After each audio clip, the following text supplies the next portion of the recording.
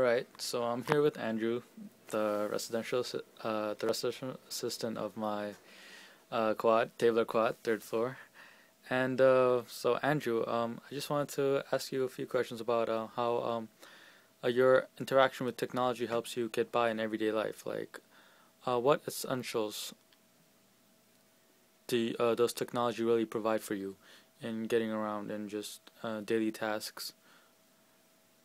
Um, well, essentials for class number one is definitely my laptop.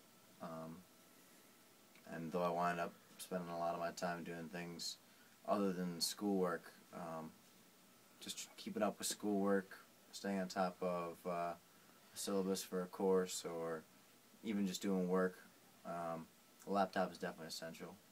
Uh, do you get distracted sometimes through the many social medias that there are present on the laptop, like Facebook or Twitter? Oh yeah, oh Definitely, right. yeah. I It's almost become habitual. Actually, it's a problem. Um, how I turn on my computer, and the first thing I do, like I know I'll have work to do, I know I have something to do, and I say, all right, I gotta write this essay. So I turn on my computer, and the first thing I do, I gotta check my email, and it's definitely a problem. Email is one of the main ways that sometimes your teachers do interact with you. Also, like other online sites such as Blackboard and maybe Solar, through which nowadays schools communicate with students. And so that definitely persuades you to actually go online and check. And while you're doing that, sometimes you may just end up on Facebook or something like that. So how much time do you spend on these like social medias a day? Strictly social media, Yeah. probably no more than half an hour Half an hour, right? at most. Yeah, per day if it's strictly social media. I don't think. Are you including email? Oh no, not really. Like like Facebook and like maybe Skype. Yeah, no. Do you do long distance talking or something, or like do you Skype? I do occasionally, but more often I'll just wind up calling people.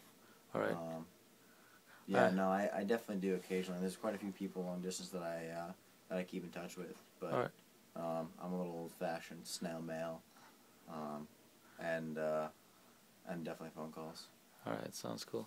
Also, like do you people that are not necessarily close to you, since you do dorm here at Stony Brook, do you get into like maybe some of your friends from high school? Do you contact them through text messages, or not as often? Maybe you contact people through text messages that you go to school with. So how do you interact with like people that maybe you went to high school with and were like really close friends of yours? I actually didn't have text messaging till last year, Mm-hmm. and so I don't. Now it's becoming more of a thing, but I try to shy away from it. I feel like a call is much more personal. Right. Um, Definitely. it's much more enjoyable. When you send a text message, you say, "Hey, uh, what's going on?" or "Hey, can you get this done?" or "Hey, do you have the notes from class?" Right. Whereas when you make a phone call, the first question you ask is, "How are you?" How are You you? know. Definitely. Right. So like text messages like more for like people that are like almost nearby you, just to get some things done quickly. While phone is like to actually ask like someone who's far away from you that you can't really talk to as much. I mean that's when you choose to phone that person instead of text message. Also, what would you say is like one of the major differences between like the generation that's like growing up nowadays and maybe the generation of like our parents or your parents? So like technology wise, so like would you say the use of technology has certainly increased?